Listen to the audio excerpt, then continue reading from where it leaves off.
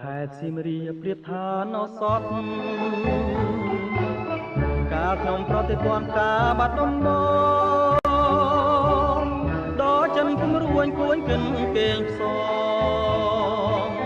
តែបាត់ដំបងបងស្មាចំបា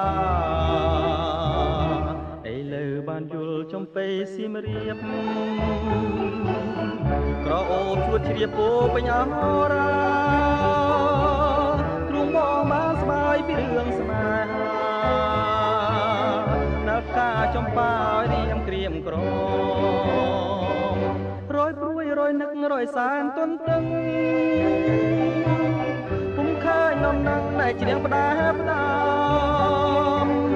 កន្លងក៏ទៅជាអាយុខែឆ្នាំ